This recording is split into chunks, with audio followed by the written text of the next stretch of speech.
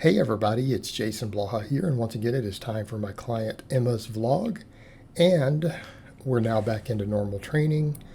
She's over her cold, she's settled in, they've got most of the stuff done with their other property that they had been working on, so let's get over to the training. We started with bench press with bands. She got a pretty decent lift. In fact, I think that may have been closed grip of bands this week. I don't have the sheet sitting in front of me. And then we did some chin-ups, mainly because she likes chins. And she feels like every time I put her on overhand grip pull-ups, she like my biceps seem to shrink. So I'm like, okay, we'll do a few chins. Although, of course, I don't like a lot of my lifters doing too many of them for too long just due to the risk of overuse. But, you know, I think younger lifters, not as big of a deal like this. Plus, like I said, she's good at them. So after chins, we do floor presses. Again, you guys are going to see a pattern there. A lot of my lifters, I like to use floor presses. Depending upon where their weak links and stuff are, a lot of my people do floor press.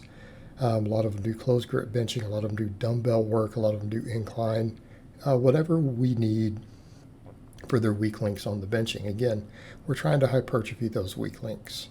And we always want, you know, at least a little bit of barbell work in there. But quite frankly, you know, a lot of my lifters, I'm fine with going to mostly dumbbells outside of their max and speed work if it addresses what we need. Because here's what we have to think about with these accessory movements in general. We care about hypertrophy. So she does upright rows, band press downs. But we're chasing hypertrophy, and that's what people need to remember. I am not a big believer in doing a lot of assistance work. I honestly don't think it matters. I think your max work and your speed work gives you what you need for your general strength and explosiveness on your classic lifts. And I think everything else should either be improving your conditioning and GPP, which would be, you know, our other work outside of the lifting, or it should be making you bigger. It should be hypertrophy. And that's ultimately what we're chasing. So again, I know some people don't agree with that philosophy, and that's fine. I have no trouble building elite lifters using this philosophy. I just don't think assistance exercises are that important. I don't think they do that much outside of their hypertrophic carryover. All right? I just don't. And if anything, a lot of them can really inhibit the motor patterns that you want by teaching movement patterns that are not good for what you're trying to do on the classic lifts. It's actually, a lot of them are bad practice, you know, but that's a whole nother topic. All right, for max effort squatting, we did squatting against bands. Then she did split squats using the SSB. Then we do glute ham raises, reverse hyperextensions, and then hanging leg raises.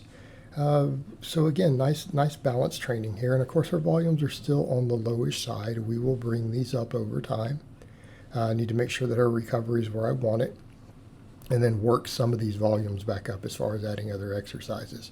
Because right now I'm still running her down at the bare minimum volume because we're going through a phase of some other stuff, some distractions. But, you know, if she's not getting cold, she's feeling good, we get food and sleep dialed back in, I can start adding more movements in here. But overall, this represents a nice balanced lower body day with the split squats, glute ham raises, reverse hypers, hanging leg raises. And then I put a slightly more posterior chain focus on the speed day. Now, a lot of my lifters might do a lot of both anterior and posterior lower body work on these days if we have the volume to facilitate it, meaning if we have the recovery to handle that sort of volume. But she's gone through a bit of a phase to where our recovery was compromised, and so we'll build back into it. And that's the thing with volumes, you know, I always remind people when we're looking at training volume, you have to look at the totality of what's going on. So when people say, well, what's the ideal volume? Well, it needs to be a volume you can recover from. Doesn't even matter what's optimal for your gains. It needs to be a volume that you are capable of recovering from in whatever your current situation is.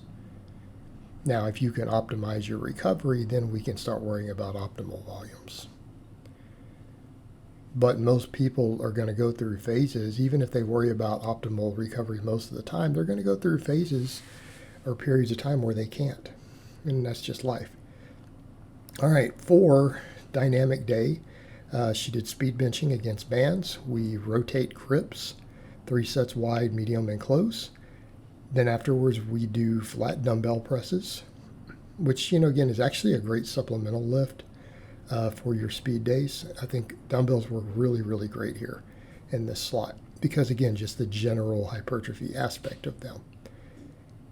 And because we've already done quite a few sets with a barbell, we're not that worried about the barbell component of it.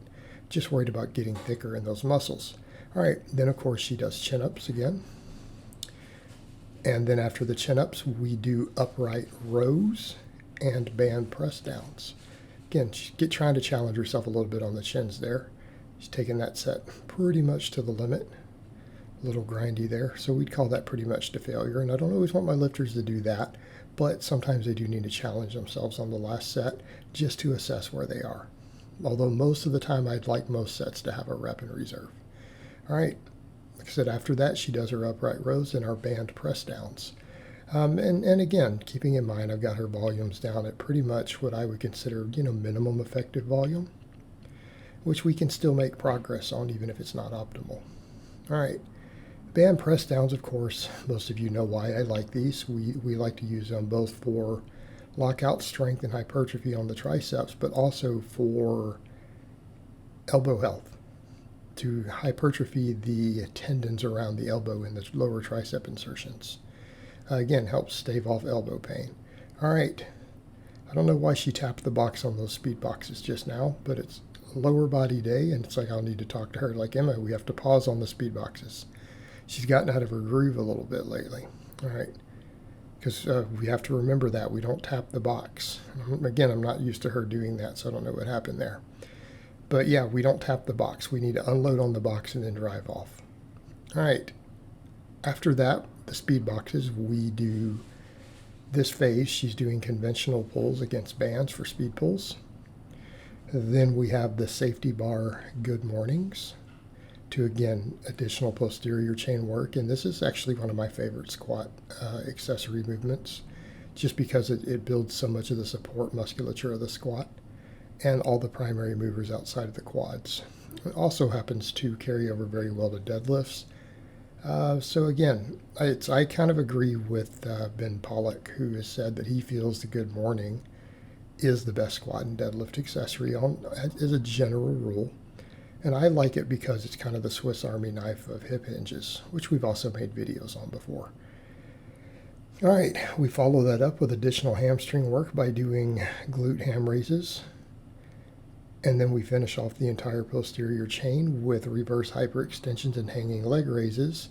All of these ladder movements putting the lumbar into traction, which again facilitates better recovery.